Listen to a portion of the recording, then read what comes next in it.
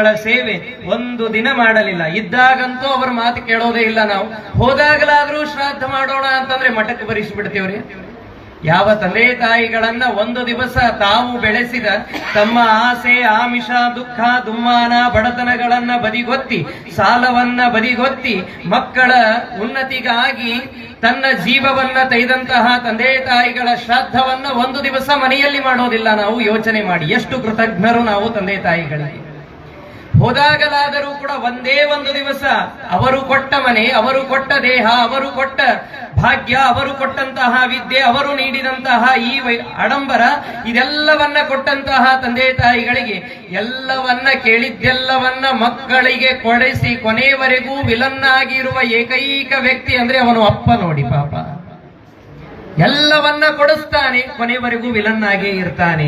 ಅಂತಹ ಅಪ್ಪನನ್ನ ಅಮ್ಮನನ್ನ ಮನೆಗೆ ಕರೆಸಿ ಒಂದು ದಿವಸ ಅನ್ನ, ಶ್ರಾದ್ದದ ದಿವಸದಲ್ಲಿ ಒಂದು ದಿವಸ ಅನ್ನ, ಯದ್ಯಾತ್ರಾ ಪಿತೃಮಂಡಲಸ್ಯ ತನುತೆ ವೈಕುಂಠ ಯಾತ್ರಾಂಪರಾಂ ಯತ್ರ ಕ್ಷಿಪ್ತ ತಿಲಾ ಮಹಾಂತಿ ತಿಲಶೋ ಕುರ್ವಂತಿ ಪಾಪಾನ್ಯಹೋ ಪಿಂಡೋ ಯತ್ರ ಸಮರ್ಪಿತೋ ಯಮಭಟಾನ್ ಪಿಂಡೀಕರೋತ್ಯಕ್ಷತಾಂ ಮರ್ತ್ಯಂ ಸ್ಮಾಕ್ಷತ ಮೀಡ್ಯತಾಂ ಸ್ತುತಿತತಿಸ್ತಂ ವಿಷ್ಣು ಪಾದಂ ಭಜೆ ಅಂತ ವಾದಿರಾಜರಂದಂತೆ ಆ ವಿಷ್ಣು ಪಾದದ ಮೇಲೆ ಪಿಂಡವನ್ನ ಇಟ್ಟು ತಂದೆ ತಾಯಿಗಳಿಗೆ ಪ್ರಾರ್ಥನೆಯನ್ನ ಮಾಡಿ, ನಿನ್ನ ವಂಶದಲ್ಲಿ ಅದರಲ್ಲೂ ಬ್ರಾಹ್ಮಣನಾಗಿ ನಿನ್ನ ವಂಶದಲ್ಲಿ ಹುಟ್ಟಿ ನಿನ್ನ ಎಲ್ಲ ಆಚರಣೆಗಳನ್ನ ಸಂಪ್ರದಾಯಗಳನ್ನ ನಡೆಸಿಕೊಂಡು ಹೋಗುವಂತಹ ಸೌಭಾಗ್ಯವನ್ನ ಕೊಟ್ಟು ಕಾಪಾಡುವಂತ ಬೇಡಿಕೊಳ್ಳುವಂತಹ ದಿವಸದಲ್ಲಿ ಅವರನ್ನ ಮಠಕ್ಕೆ ಕೊಟ್ಟು ಕಳಿಸ್ತೇವ್ರಿ. ಯಾರ್ಯಾರ್ದೋ ಅನ್ನ ಯಾರ್ಯಾರ್ದೋ ಉಂಡಿ ಜೊತೆಗೆ ಅವ್ರು ಉಂಡಿ ಇಡ್ತೇವೆ ಅಂದಾಗ ದೇವರು ಯಾಕೆ ಅನುಗ್ರಹ ಮಾಡ್ತಾನೆ ನಮ್ಮಲ್ಲಿ?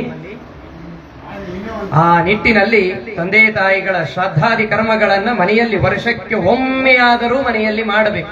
ಇವತ್ತು ನೋಡಿ, ನಾವು ಮಠಗಳಲ್ಲಿ ದೇವಸ್ಥಾನಗಳಲ್ಲಿ ಶ್ರಾದ್ದಾದಿ ಕರ್ಮಗಳನ್ನ ಮಾಡ್ತಾ ಇದ್ದೇವೆ. ಮಠಗಳು ದೇವಸ್ಥಾನಗಳು ಬೆಳೀತಾ ಇವೆ, ಮನೆಗಳು ಮನಗಳು ಕುಗ್ಗುತ್ತಾ ಇವೆ, ಸಂಪ್ರದಾಯಗಳು ಕುಗ್ಗುತ್ತಾ ಇವೆ, ಸಂಬಂಧಗಳು ಕುಗ್ಗುತ್ತಾ ಇವೆ. ನಾವು ಹೋದಾಗ ನಮ್ಮನ್ನ 4 ಜನ ಹೊರಲಿಕ್ಕೆ ಬರೋದಿಲ್ರಿ, ಅದು ಈಕೋ ಗಾಡಿ ಇರುತ್ತದಲ್ಲ ಅದರೊಳಗೆ ಕರ್ಕೊಂಡು ಹೋಗ್ತಾರ. ಯಾಕೆ ಕರೆದುಕೊಂಡು ಹೋಗ್ತಾರೆ ಗೊತ್ತಾ? ಆವಾಗ ಹಿಂದಿನವರು ಹೋದಾಗ 4 ಹೆಗಲು ಬರುತ್ತಿತ್ತು, ಇವಾಗ ಈಕೋ ಗಾಡಿ ಬರುತ್ತದೆ. ಯಾಕೆ ಬರುತ್ತದೆ? ಅವತ್ತಿನವರಿಗೆ ಈಗೋ ಇರಲಿಲ್ಲ, ಹೀಗಾಗಿ ಈಕೋ ಬರಲಿಲ್ಲ. ಇವತ್ತು ನಮ್ಮಲ್ಲಿ ಈಗೋ ಇದೆ, ಅದಕ್ಕೆ ಈಕೋ ಬರುತ್ತದೆ. ಈಗೋ ಅನ್ನ ಬಿಟ್ಟು ನಡೆದರೆ 4 ಹೆಗಲು ಸಿಗುತ್ತದೆ. ಈಗೋದಿಂದ ಬದುಕಿದರೆ ನಮ್ಮನ್ನ ಗೋ ಅಂತ ಕಳಿಸಿ ಬಿಡ್ತಾರೆ. ಅದಕ್ಕಾಗಿ ಬಾಗಿ ನಡೆಯುವುದನ್ನ ನಾವು ಕಲಿತರೆ ದೇವರ ಅನುಗ್ರಹವಾಗ್ತದೆ. ಆ ನಿಟ್ಟಿನಲ್ಲಿ ತಂದೆ ತಾಯಿಗಳನ್ನ ಮನೆಗೆ ಕರೆದು ಯೋಗ್ಯವಾದಂತಹ ಬ್ರಾಹ್ಮಣರಿಗೆ ಒಂದು ದಿವಸವಾದರೂ ಅನ್ನ ಸಂತರ್ಪಣೆಯನ್ನ ಮಾಡಬೇಕು ಅಂತಾರೆ. ಇದೇ ನೋಡಿ, ತಂದೆ ತಾಯಿಗಳಿಗೆ ನಾವು ಸಲ್ಲಿಸುವ ಒಂದೇ ಒಂದು, ಒಡಲಿನಲ್ಲಿ ತಾಯಿ ಇಟ್ಟುಕೊಂಡಾಗ ತನ್ನ ಕರುಳನ್ನೇ ನಮ್ಮ ಹೊಟ್ಟೆಯಲ್ಲಿ ಇಟ್ಟಾಗ ಆ ಕರುಳನ್ನ ಛೇದಿಸಿಕೊಂಡು ಹೊರಗೆ ಬರುವಾಗ ಆದ ನೋವು ಯಾವ ರೀತಿಯಾಗಿದೆ ಯೋಚನೆ ಮಾಡಿ. ಆ ನೋವಿಗಿಂತಲೂ ಹಡೆದಂತಹ ಮಗ ಒಂದು ದಿವಸ ಶ್ರಾದ್ದ ಕರ್ಮವನ್ನ ಮಾಡದೇನೆ ತಿರಸ್ಕಾರ ಮಾಡಿದರೆ ಅದರ 100 ಪಟ್ಟು ನೋವು ತಾಯಿಗೆ ಆಗ್ತದಂತೆ. ಅಂತಹ ಸಂದರ್ಭರಿ ಯಾವ ತಂದೆಯ ಹೆಗಲ ಮೇಲೆ ಕುಳಿತು ದೇವರನ್ನ ನೋಡಲಿಕ್ಕೆ ಹೋಗ್ತೇವೋ ನಾವು ಚಿಕ್ಕವರಿದ್ದಾಗ, ಕುಳಿತ ಹೆಗಲು ಅದು ದೇವರ ಹೆಗಲು ಅನ್ನೋದೇ ಮರೆತು ಬಿಡುತ್ತೇವೆ. ಸರ್ವತೀರ್ಥಮಯೀ ಮಾತಾ ಸರ್ವದೇವಮಯ ಪಿತಾ ಮಾತರಂ ಪಿತರಂ ತಸ್ಮಾತ್ ಸರ್ವಯತ್ನೇನ ಪೂಜೆಯೇತಂತಾನೆ ಕಪಿಲನಾಮಕ ಭಗವಂತ. ಪ್ರಹ್ಲಾದರಾಜರ ಜೀವನದಲ್ಲಿ ಕೇಳ್ತೇವಲ್ಲ, ಬೆಟ್ಟದಿಂದ ಉರುಳಿಸಿದ, ಆನೆಯಿಂದ ತುಳಿಸಿದ, ಹಾವಿನಿಂದ ಕಚ್ಚಿಸಿದ, ಹುಲಿಯ ಬೋನಿನಲ್ಲಿ ಹಾಕಿದ, ಬೆಂಕಿಯಲ್ಲಿ ಹಾಕಿದರೂ ಪ್ರಹ್ಲಾದ ಸಾಯ್ಲೇ ಇಲ್ಲ. ಹಿರಣ್ಯಕಶಿಪುವಿಗೆ ಡೌಟ್ ಬಂತು, ಸಾವು ನನಗೆ ಬೇಡ ಅಂದಿನೋ ಅಥವಾ ನನ್ನ ಮಗನಿಗೆ ಬೇಡ ಅಂದಿನೋ. ಕನ್ಫ್ಯೂಸ್ ಆದಾಗ ಕೊನೆಗೆ ಕೈಯಾದುವಿಗೆ ಹೇಳಿದನಂತೆ, ನಿನ್ನ ಕೈಯಿಂದ ವಿಷಪ್ರಾಶನ ಮಾಡಿಸು ಪ್ರಹ್ಲಾದನಿಗೆ ಅಂತ. ಯಾವ ತಾಯಿ ತಾನೇ ಮಾಡ್ತಾಳ್ರಿ ವಿಷವನ್ನ?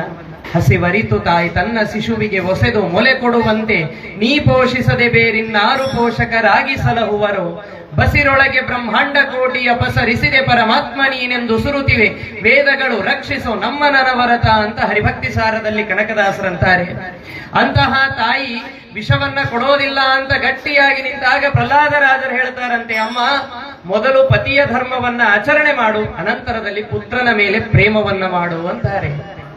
ವಿಷದ ಬಟ್ಟಲನ್ನ ತೆಗೆದುಕೊಂಡು ಬಂದಳು ಕೈಯಾದು, ಅಳತಾ ಇದ್ದಾಳೆ. ಪ್ರಹ್ಲಾದರಾಜರು ಸಂತೋಷದಿಂದ ಸ್ವೀಕಾರ ಮಾಡ್ತಾರಂತ. ಅಮ್ಮ ಯಾಕೆ ಅಳತಾ ಇದ್ದೀಯೆ? ನೀನು ಕೊಡ್ತಾ ಇರೋದು ವಿಷ ಅಂತ ನಿನಗಿರಬಹುದು, ಆದ್ರೆ ನನಗಲ್ಲ ಅದು. ಯಾಕೆ? ಸರ್ವತೀರ್ಥಮಯಿ ಮಾತ, ಎಲ್ಲ ತೀರ್ಥಗಳ ಸನ್ನಿಧಾನ ತಾಯಿಯಲ್ಲಿ ಇದೆ ಅಂದರೆ ನೀನು ಕೊಡುವ ವಿಷ ಅದು ತೀರ್ಥವೇ ಹೊರತು ಅದು ವಿಷ ಆಗಲಿಕ್ಕೆ ಸಾಧ್ಯ ಇಲ್ಲ ತಾಯಿ. ನೀನು ಕೊಟ್ಟಂತಹ ವಿಷ ಇದು ತೀರ್ಥ ಅಂದ ಮೇಲೆ ತೀರ್ಥದ ಲಕ್ಷಣ ಏನು? ಅಕಾಲ ಮೃತ್ಯು ಹರಣಂ, ಸರ್ವವ್ಯಾಧಿ ನಿವಾರಣಂ, ಸರ್ವ ದುರಿತೋಪಶಮನಂ, ವಿಷ್ಣು ಪಾದೋದಕಂ ಶುಭಂ. ತೀರ್ಥದ ಮೊದಲನೆಯ ಲಕ್ಷಣ ಅಕಾಲ ಮೃತ್ಯು ಹರಣಂ, ಅಕಾಲಿಕವಾದ ಮೃತ್ಯುವನ್ನ ಸಾವನ್ನ ದೂರ ಮಾಡುವಂತಹ ಶಕ್ತಿ ತೀರ್ಥಕ್ಕೆ ಇದೆ. ಎಲ್ಲ ತೀರ್ಥಗಳಿಂದ ಕೂಡಿದ ನಿನ್ನ ಕೈಯಿಂದ ವಿಷ ಬಂದರೆ ಅದು ತೀರ್ಥವಾಗ್ತದೆ, ವಿಷ ಆಗೋದಿಲ್ಲ ಅಂತ ಪ್ರಹ್ಲಾದರಾಜರು ಜ್ಯೂಸ್ ಕುಡ್ದಂಗ್ ಕುಡಿದು ಬಿಟ್ರಂತ್ರಿ ವಿಷವನ್ನ. ನಮ್ಮ ಹಿರಣ್ಯಕಶಿಪು ನೋಡ್ದ ನೋಡ್ದ ನೋಡ್ದ ನೋಡ್ದ ಏನ್ರೆ ಸಾಯ್ತದೇನೋ, ನೀಲಿ ಆಗ್ತದೇನೋ, ಇದು ಹೋಗ್ತದೇನೋ, 12 ಮಂದಿಗೆ ಹೇಳೋಣೇನೋ, ಆಚಾರ್ಯಗಳಿಗೆ ಫೋನ್ ಮಾಡಿ ಅಂತ ಬಹಳ ನೋಡ್ದ, ಏನೂ ಆಗ್ಲಿಲ್ಲ ನಮ್ಮ ಪ್ರಹ್ಲಾದರಾಜರಿಗೆ. ಸರ್ವತೀರ್ಥಮಯಿ ಮಾತಾ, ಎಲ್ಲ ತೀರ್ಥಗಳ ಸನ್ನಿಧಾನ ತಾಯಿಯಲ್ಲಿ, ಸರ್ವದೇವಮಯಪ್ಪಿತ, ಎಲ್ಲ ದೇವತೆಗಳ ಸನ್ನಿಧಾನ ತಂದೆಯಲ್ಲಿ. ಹಾಗಾಗಿ ಆ ತಂದೆ ತಾಯಿಗಳ ಸೇವೆಯನ್ನ ನಿರಂತರದಲ್ಲಿ ಮಾಡಬೇಕು ಎನ್ನುವುದಾಗಿ ಕಪಿಲನಾಮಕ ಭಗವಂತ ದೇವಹೂತಿಗೆ ಉಪದೇಶ ಮಾಡಿ